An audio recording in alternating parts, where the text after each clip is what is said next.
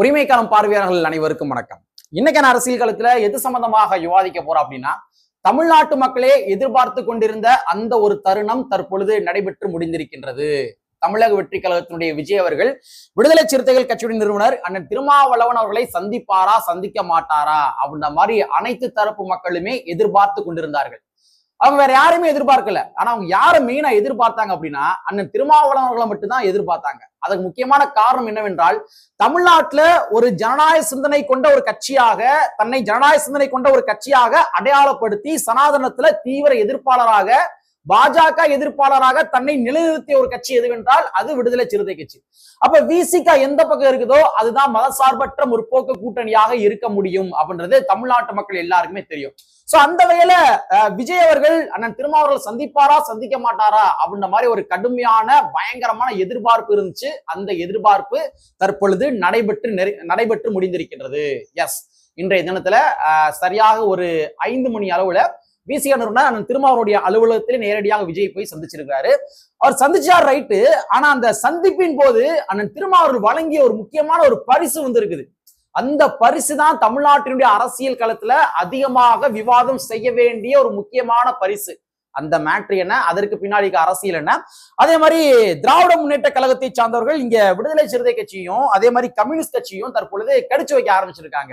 அது ஒரு பர்டிகுலர் மேட்ருக்காக. அந்த மேட்ரு என்ன அப்படின்றத இந்த காணொலியில கொஞ்சம் டீடைலா பாத்திரலாம்.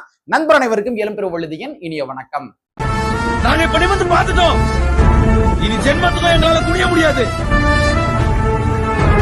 அதனால நாங்க சண்டை போட போறோம். வீடியோக்களை போறதுக்கு முன்னாடி வழக்கம் போல நம்ம நேயர்கள்ட்ட ஒரு கேள்வி கேட்டுருவோம். உங்களுடைய பதில்களை நீங்க கமெண்ட் பாக்ஸ்ல கமெண்டா போட்டுருங்க.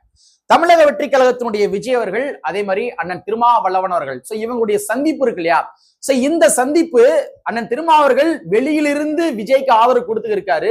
ஆனா கூட்டணிக்குள்ள போய் ஆதரவு கொடுக்கணும், அதிகாரத்துல பங்கு வாங்கணும். சோ இது போன்று உங்களுக்கு ஏதேனும் பார்வைகள் இருந்துச்சு அப்படின்னா அதை நீங்க கமெண்ட் பாக்ஸ்ல கமெண்டா போடுங்க. சரிங்களா? சரி, விஜய் அவர்களுக்கு அண்ணன் திருமாவர்கள் வழங்கிய பரிசு என்ன, முக்கியத்துவம் வாய்ந்த பரிசு என்ன என்பதை பார்ப்பதற்கு முன்னாடி முதல்ல ஒரு விஷயத்தை நான் பதிவு பண்ணியே ஆகணும். அதாவது தமிழக வெற்றி கழகத்தினுடைய விஜய் அவர்கள், நம்ம மாண்புமிகு முதலமைச்சர் திரு ஜோசப் விஜய் அவர்கள், அவரு இதுவரைக்கும் நிறைய அரசியல் கட்சி தலைவர்களை அவங்கவுங்க வீட்டுல போய் சந்திச்சிருக்கிறாரு. யார் யார் சந்திச்சிருக்காரு? மேனாள் முதலமைச்சர் மு.க. ஸ்டாலின் அவர்கள், அன்புமணி ராமதாஸ் அவர்கள், அதே மாதிரி சீமான் அவர்கள், வைகோ அவர்கள், இவங்க எல்லாம் போய் சந்திச்சுக்கிறாரு. இவர் எங்க போய் சந்திச்சாரு? அந்தந்த அரசியல் கட்சி தலைவர்களுடைய வீட்டுல போய் சந்திச்சாரு. ஆனா அண்ணன் திருமாவர்களை இன்றைய தினத்துல அவர் எங்க போய் சந்திச்சிருக்காரு? அவருடைய அலுவலகத்துல. அண்ணன் திருமாவர்களுக்கு என்று ஒரு தனியாக வீடு கிடையாது. அண்ணன் திருமாவருடைய ஊர் எங்க இருக்கு, அங்கனூர்ல இருக்கு, எல்லாரும் தெரியும். ஆனா தற்பொழுது அவர் எங்க இருக்கிறாரு? சென்னையில இருக்காரு.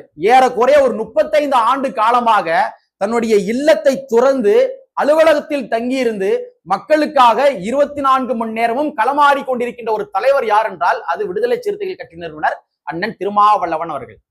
விஜய் அவர்களை நான் திருமாவளவன் சந்திக்கிறப்பே எனக்கு அதான் தோணுச்சு. ஆனா அது மனுஷன் மாதிரி எப்ப பார்த்தாலும் ஆபீஸ் கிடக்குறாரு, எப்ப பார்த்தாலும் மக்கள் கிடக்குறாரு. ஏதாச்சும் ஒரு ஊர்ல அந்த மக்கள்கிட்ட பேசி இருப்பாரு, ஏதாச்சும் ஒரு ஊர்ல ஒரு மேடையை போட்டு மக்களை விழிப்புணர்வு அடைய செய்து கொண்டிருப்பார். அப்பேற்பட்ட ஒரு தலைவர் அண்ணன் திருமாவர்கள். ஆனா விஜய் அவர்கள் எல்லாத்தையும் போய் அவங்களை வீட்டுல சந்திச்சாரு. ஆனா அண்ணன் திருமாவர்களை அலுவலகத்துல சந்திக்கா பாத்தீங்களா? அப்ப எந்த அளவுக்கு மக்கள்கிட்ட பின்னி பிணைந்து அண்ணன் திருமாவர்கள் இருக்கின்றார் அப்படின்றத இன்னைக்கு சந்திப்பின் போது நான் அதை பார்த்துக்கிருந்தேன். நான் ஒரு மாதிரி ஃபீல் பண்ணிக்கிருந்தேன். சரிங்களா? சரி, அண்ணன் திருமாவர்கள் விஜய் அவர்கள் கொடுத்த பரிசு என்ன அப்படின்னு பாத்துருவோம். ஒண்ணும் கிடையாதுங்க. எல்லா அரசியல் கட்சி தலைவர்களுமே என்ன பரிசு கொடுத்தாங்க அப்படின்னா, அவங்களுடைய வரலாறுகளை நிறுவும் விதமாகத்தான் அவங்க என்ன பண்ணாங்க, பரிசு கொடுத்தாங்க. நீங்க மேனாள் முதலமைச்சர் மு.க. ஸ்டாலின் அவர்கள் விஜய் அவர்களுக்கு என்ன பரிசு கொடுத்தாரு அப்படின்னா, கருப்பு சிவப்பு அப்படின்ற மாதிரி ஒரு புத்தகத்தை கொடுத்தாங்க. சோ அவங்களுடைய கட்சியுடைய வரலாறுகளை நிறுவுவதற்காக தான் அவங்க என்ன பண்ணாங்கன்னா இது போன்ற பரிசுல கொடுத்தாங்க. இன்னும் சில அரசியல் கட்சி தலைவர் என்ன பண்ணாங்கன்னா பூங்கொத்து கொடுத்தாங்க. விஜய் அவர்களுக்கு பூங்கொத்தை மட்டும் கொடுத்து வரவேற்பு கொடுத்தாங்க. ஆனா அண்ணன் திருமாவர்கள் அம்பேத்கரிய சிந்தனையை வழங்கி இருக்கின்றார் திரு விஜய் அவர்களுக்கு. அம்பேத்கரிய சிந்தனையை கொடுத்திருக்கிறாரு. அதாவது அண்ணன் திருமாவர்கள் சில தினங்களுக்கு முன்பாக, சில மாதங்களுக்கு முன்பாக ஒரு மீட்டிங்ல சொன்னாரு, விடுதலை சிறுத்தை கட்சியை சார்ந்த ஒவ்வொரு நபர்களுமே என்ன பண்ணணும்னா, இனி வரப்போகும் காலங்கள்ல நீங்க யாருக்காச்சும் அன்பளிப்பு வழங்குவதாக இருந்தா அரசியலமைப்பு சட்டத்தினுடைய அந்த முகப்புரை இருக்கு இல்லையா, அந்த முகப்புரையை வழங்க வேண்டும் அப்படின்ற மாதிரி தன்னுடைய தொண்டர்களுக்கு அண்ணன் திருமாவர்கள் ஒரு வேண்டுகோளை விடுத்தார். ஆனா அதே விடயத்தை இன்னைக்கு அண்ணன் திருமாவர்கள் செய்திருக்கின்றார். விஜய் அவர்களுக்கு அரசியலமைப்பு சட்டத்தினுடைய அந்த முகப்புரையை வழங்கி இருக்கின்றார். அம்பேத்கரிய சிந்தனையை வழங்கி இருக்கின்றார். மற்ற நபர்கள் வெறும் பூங்குத்து மட்டும் தான் கொடுத்தாங்க. மற்ற நபர்கள் என்ன பண்ணாங்கன்னா தன்னுடைய அரசியல் கட்சியினுடைய அந்த வரலாறுகளை நிறுவுவதற்காக அது போன்று புத்தகங்களை தான் வழங்கினாங்க. ஆனா திருமாவர்கள் தான் அம்பேத்கரிய சிந்தனையை விஜய் அவர்களுக்கு வழங்கி இருக்கின்றார். அரசியலமைப்பு சட்டத்தினுடைய முகப்புரையில் இருக்கின்ற sovereign socialist secular democratic republic என்று சொல்லப்படுகின்ற அந்த வாசகங்களை பொறித்த அரசியலமைப்பு சட்டத்தினுடைய அந்த முகப்புரையை திரு விஜய் அவர்களுக்கு விடுதலை சிறுத்தைகள் கட்சி நிறுவனர் அண்ணன் திருமாவளவன் அவர்கள் வழங்கியிருக்கின்றார். சோ அம்பேத்கரிய சிந்தனையை வழங்கியிருக்கின்றார். இது உள்ளபடி விவாதம் செய்ய வேண்டிய முக்கியமான விடயங்க. திரு விஜய் அவர்களும் கூட அதை நம்ம வாங்கணும், அப்படி கொண்டு போனோம் என்று இருக்கக்கூடாது. அம்பேத்கரிய சிந்தனையை மேற்கொண்டு அனைத்து மக்கள்கிட்டமே கடத்த வேண்டியது தமிழக வெற்றி கழகத்தினுடைய தலைவரும் தமிழ்நாட்டினுடைய முதலமைச்சருமான திரு விஜய் அவருடைய முக்கியமான கடமை. தன்னுடைய கொள்கை தலைவர் அம்பேத்கர் அறிவிச்சிருக்காங்க. இதுக்கு முந்தைய காலகட்டத்தில் இருந்த அந்த ஆண்ட கட்சிகள் இருக்காங்க இல்லையா, திமுகவா இருந்தாலும் சரி அதிமுகவாக இருந்தாலும் சரி, அவர்கள் அம்பேத்கரிய சிந்தனையை அம்பேத்கருடைய படத்தை கூட தன்னுடைய கட்சி தொண்டர்கள்ட்ட கொண்டு போனது கிடையாது. ஆனா இன்னைக்கு தமிழக வெற்றி விஜய் அவர்கள் தன்னுடைய தொண்டருடைய வீட்டுல சாதிகள் கடந்து ஒவ்வொருத்தருடைய வீட்டிலையுமே அம்பேத்கர் அவர்கள் இருந்து கொண்டிருக்கின்றார், கொள்கை தலைவராக விளங்கி கொண்டிருக்கின்றார். இது வெறும் புகைப்படத்தோடு மட்டும் இல்லாம தமிழக வெற்றி கழகத்தினுடைய தொண்டர்கள் மூளை முடுக்கு எங்கெங்கிலுமே யாரு அம்பேத்கர் அவர்களை கொண்டு போய் சேர்க்கணும். சோ அதுக்கான முயற்சியை திரு விஜய் அவர்கள் நம்ம முதலமைச்சர் அவர்கள் மேற்கொள்வார் என்று நான் கருதுகின்றேன். சரிங்களா? சோ இதுதான் இந்த சந்திப்பின் போது நான் பார்த்த ஒரு முக்கியமான விடயம். இது ஒரு பக்கம் இருக்கட்டும். ரெண்டாவது முக்கியமான விஷயம் சொன்னேன் தெரியுமா, அதாவது திராவிட முன்னேற்ற கழகத்தை சார்ந்தவர்கள் இங்க கம்யூனிஸ்ட் கட்சியும் அதே மாதிரி விடுதலை சிறுத்தை கட்சியும் கடிச்சு வைக்க ஆரம்பிச்சான்னு சொன்னேன் தெரியுமா. அது என்ன மேட்டர்னு பார்த்துருவோம். அதாவது இன்னைக்கு ராஜீவ் காந்தி என்று சொல்லப்படுகின்ற ஒருத்தர் இருக்கிறார், உங்களுக்கு தெரியும். அதாவது திராவிட முன்னேற்ற கழகத்துல அதுக்கு நாம் தமிழர் கட்சியில பயணம் பண்ணாரு. அடுத்து தற்பொழுது அவர் திராவிட முன்னேற்ற கழகத்தில் பயணித்துக் கொண்டிருக்கின்றார். அவரு ஒரு பதிவு போட்டிருக்காரு, ட்விட்டர் வலைத்தளத்தை ஒரு பதிவு போட்டிருக்காரு. என்ன அப்படின்னா, இன்னைக்கு விஜய் அவர்கள் என்ன பண்ணியிருக்காரு, அரசியல் ஆலோசகராக யார நியமனம் பண்ணியிருக்காரு அப்படின்னா ரிக்கிநாதன் பண்டிட் என்று சொல்லப்படுகின்ற ஒருத்தரை அரசியல் ஆலோசகராக நியமனம் செய்திருக்கின்றார். தமிழ்நாட்டு அரசாங்கம் நியமனம் செய்திருக்கின்றது. சோ இதுக்கு நான் கண்டனம் தெரிவிக்கின்ற பேர்ல கண்டனம் தெரிவிச்சிருக்காரு. அது அவருடைய பர்சனல் விஷயம். அதாவது நம்ம கண்டிப்பா உள்ளபடியே நம்ம அதுக்கு கண்டனம் தெரிவிச்சு ஆகணும். ஏன்னா ரிக்கிநாதன் பண்டிட் என்று சொல்லப்படுகின்ற அந்த நபர் ஜோசியத்தின் மீது நம்பிக்கை கொண்ட ஒரு நபராக இருக்கின்றார் அப்படின்ற மாதிரி சமூக வலைத்தளங்கள்ல சில பல பேச்சுகள் வந்து கொண்டிருக்கின்றது. சோ அதனால திராவிட முன்னேற்ற கழகத்தின் சார்பாக ராஜீவ் காந்தி அவர்கள் டிவிகே விஜய் அவர்களுக்கு முதலமைச்சர் அவர்களுக்கு கண்டனத்தை தெரிவித்திருக்கின்றார். ஓகே, அது கண்டனம் தெரிவிக்கிறார் அவருடைய பாயிண்ட் ஆஃப் வியூ. பட் இருந்தாலும் இந்த இடைத்தரகர் வேலை இருக்கு தெரியுமா, அந்த இடைத்தரகர் வேலையை ராஜீவ் காந்தி அவர்கள் பார்த்திருக்கின்றார். இதுதான் கண்டனத்துக்கு உட்பட்டது. நீங்க கண்டிக்கிறீங்கன்னா நீங்க கண்டிங்க, அதோட விசிகாவையும் கம்யூனிஸ்ட் கட்சி எதுக்கு கோர்த்து விட்டு அந்த இடைத்தரகர் வேலை பார்க்கணும். அவர் என்ன பதிவு போட்டுக்காரு அப்படின்னா, தந்தை பெரியார், அண்ணல் அம்பேத்கர், கர்மவீரர் காமராஜ், வேல் நாச்சியார் ஆகியோர் கொள்கை தலைவர் என்று பேசிய விஜய்க்கு அரசியல் ஆலோசகராக ஒரு ஜோதிடரா அப்படின்னு கேள்வி எழுப்பியிருக்கிறார். சரி, கேள்வி எழுப்புங்க, பிரச்சனை கிடையாது. மதசார்பின்மை பேசும் காங்கிரசும் கம்யூனிஸ்டுகளும் பிசிகாவும் இனிமேல் தங்கள் ஜாதகங்களை கொண்டு போய் விஜயின் ஆலோசகரிடம் கொடுத்து தங்கள் கட்டம் சரியாக இருக்கின்றதா என்று பரிசோதித்துக் கொள்வார்களா அப்படின்னு சொல்லி கேள்வியை கேட்டிருக்காரு. அடுத்து என்ன போட்டுக்க கூடுதல் என்ன போட்டுக்க பாருங்க, இதுதான் நீங்கள் ஆதரிக்கும் மத சார்பின்மையா, இதுதான் பகுத்தறிவா என்று விடுதலை சிறுத்தை கட்சியும் கம்யூனிஸ்ட் கட்சியும் காங்கிரஸ் கட்சியும் கேள்வி எழுப்பியிருக்கின்றார் ராஜீவ் காந்தி அவர்கள். நான் என்ன கேட்கிறேன் அப்படின்னா, நீ கண்டனம் தெரிவிக்கிறேன், நீ தாராளம் கண்டனம் தெரிவிக்கும், பிரச்சனை கிடையாது.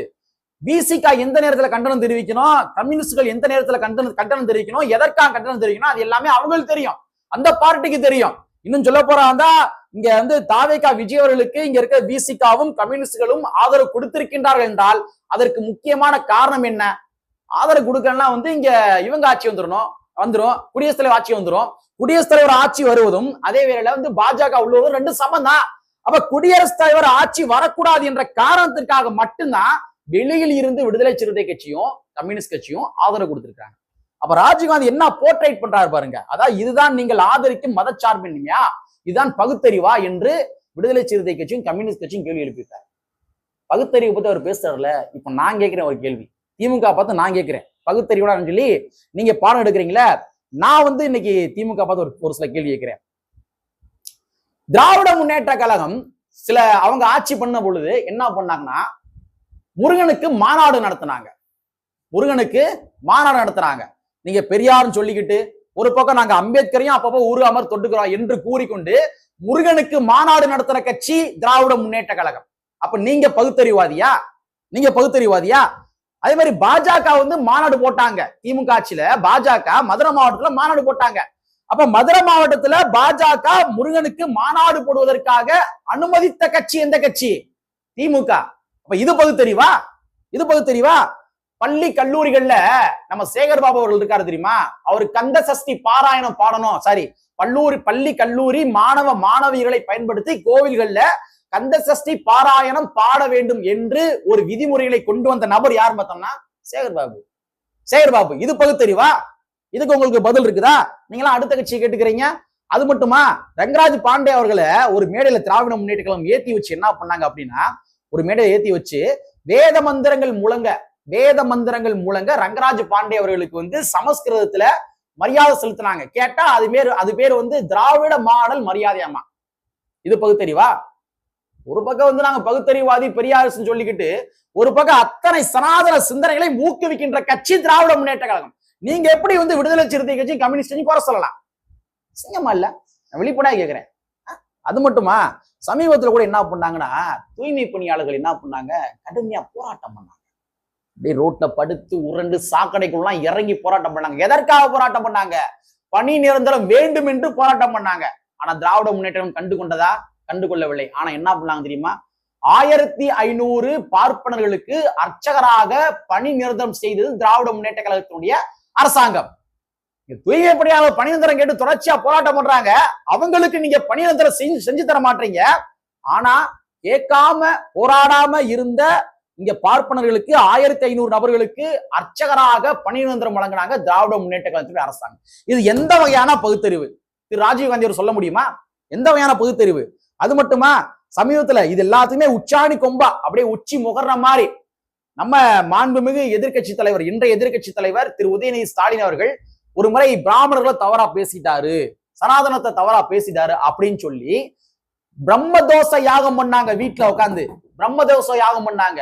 உதயநிதி அவர்களுக்கு மாலெல்லாம் போட்டு சில பல பார்ப்பனெல்லாம் கூப்பிட்டு வச்சு வேதங்கள்லாம் யாகம்லாம் வளர்த்து வேத மந்திரங்கள்லாம் ஓதி பிரம்மதோஷ யாகம் கழித்தார்கள் திராவிட முன்னேற்ற கழகம். இது எந்த பகுத்தறிவுல வரும்? எந்த பகுத்தறிவுல வரும்? என்ன ஒரு மென்டாலிட்டி! நான் வெளியில வந்து நான் பெரியாரிசம் காட்டிக்கிட்டு உள்ளுக்குள்ள அத்தனை சாதிகளையும் ஊக்குவிக்கிறது, அத்தனை சனாதன சிந்தனை ஊக்குவிக்கிறது. கேட்டா நான் ஒரு பெரியாரிஸ்ட், நான் பகுத்தறிவாதி, பெரியாரிஸ்ட் நாங்க மட்டும் தான் காப்பிரைட்ஸ் வாங்கி வச்சிருக்கோம் என்பது போல காட்டிக்கிட்டு நீங்க அடுத்த கட்சியை கேள்வி கேட்கிறீங்க. உங்களை மாதிரியா அவங்க வந்து முருகனுக்கு மாநாடு போட்டாங்க? உங்களை மாதிரியா வந்து அவங்க கந்த சஷ்டி பாராயணத்தை பள்ளி கல்லூரிகள்ல பாடணும், பள்ளி கல்லூரி மாணவ மாணவிகளை பயன்படுத்தி கோயில பாடணும்னு சொன்னாங்க? உங்களை மாதிரியா ரெட்டியார் மண்டல போய் கலந்துக்கிட்டாங்க? உங்களை மாதிரியா செட்டியார் மண்டல போய் கலந்துக்கிட்டாங்க? உங்களை மாதிரியா இசை வேளாளர் சங்க மாநாடு போய் கலந்துக்கிட்டாங்க? உங்களை மாதிரியா இவருக்கு KKC பாலுக்கு கலைமாமணி விருது கொடுத்தாங்க? உங்களை மாதிரியா GD நாயுடு என்று சாதி பேல பாலம் அமைத்தார்கள் இங்க இருக்க விடுதலை சிறுத்தை கட்சியும் கம்யூனிஸ்ட் கட்சியும். அப்ப தந்தை பெரியார் அவர்கள் சாதி ஒழிப்பு என்பது அனைத்து சாதிக்குமான அனைத்து சாதியுமே தான் சாதி ஒழிப்பு சொன்னாரு. ஆனா இவங்க என்ன கடைபிடிக்கிறாங்க அப்படின்னா, பெரியாரியம் அப்படின்னா அது வந்து சாதி ஒழிப்பு கொள்கை என்பது அது முழுக்க நாயுடு கம்யூனிட்டி மட்டும் விட்டுட்டு மற்ற எல்லா கம்யூனிட்டிக்கும் சாதி ஒழிப்பு என்பதாக பெரியார் கூறியதாக இன்று நாயுடு கம்யூனிட்டியை ஊக்குவித்துக் கொண்டிருக்கின்றார்கள் இங்க இருக்கிற பெரியாரிஸ்டுகள். எப்படி ஏத்துக்கிறது? அதனால திரு ராஜீவ்காந்தி அவர்களே, ஒவ்வொரு கட்சிகளுக்கும் ஒவ்வொரு நிலைப்பாடுகள் இருக்கும். அதனால உங்களோட நிலைப்பாடு வந்து நீங்க கண்டிக்கிறீங்கன்னா தாராளம் கண்டிங்க. அடுத்த கட்சி நீங்க கண்டிக்கணும், கண்டிக்க கூடாது. அவங்க நிலைப்பாடுல நீங்க மூக்க நுழைக்கிறீங்க அப்படின்னா இது வந்து உங்களுடைய முரசொலி காலம் வந்து கிடையாது. இது வந்து சோசியல் மீடியா காலம்.